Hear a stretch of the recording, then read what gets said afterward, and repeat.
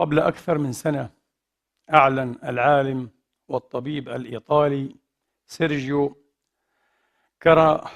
كارنافارو عن أن مشروع زرع الرأس الإنساني قد أصبح وشيكا وزالت كل العقبات من أمامه. وقد جرب مشروع زرع رأس للفأر في الصين ونجحت العملية. الرأس بكل ما فيه أيها الإخوة من مكونات وأعصاب، شيء عجيب. أما الرأس الإنساني فستدشن أول عملية لزراعته في مطلع 2017 بعد أقل ربما من سنتين. نحن نقطع الرؤوس وهم يزرعون الرؤوس. أين سنمضي؟ أين سيمضون؟ من الفائز؟ من الذي له المستقبل؟ الذي يزرع الرأس. لكن على كل، إخواني وأخواتي، قد يكون أجدر الناس بأن يسابقوا إلى حجز مكان لزراعة رؤوس جديدة لهم بعض المسلمين. أجدر الناس أن يتخلصوا من رؤوسهم في المقدمة أيها الإخوة، ليتخلصوا من هوسهم، من أفكارهم، من حروفيتهم، من جمودهم، من جنونهم، مما شئت من الأوصاف. ولكنهم لن يفعلوا لأنهم لا يستطيعون أن يفكروا خارج رؤوسهم.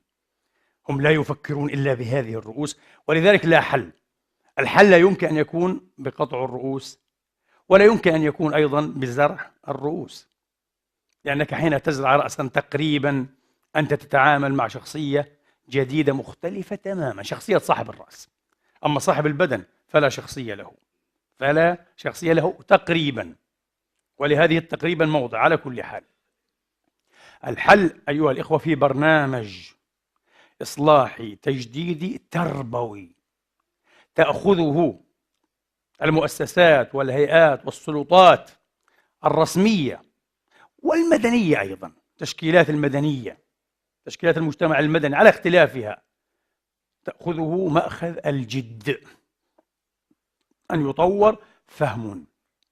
قبل أن نطور خطابا لابد أن نطور فهما، وقبل أن نطور فهما لابد أن نطور تجديدا في آليات الفهم.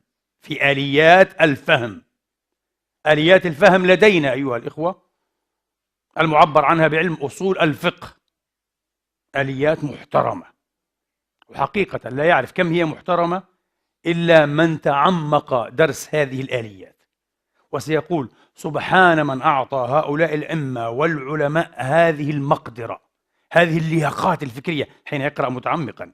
كما نقول دائما ليس كتابا فيه 200 و300 صفحة، لا، حين يقرأ متعمقا سيعجب، ولكن هذا عمل بشري.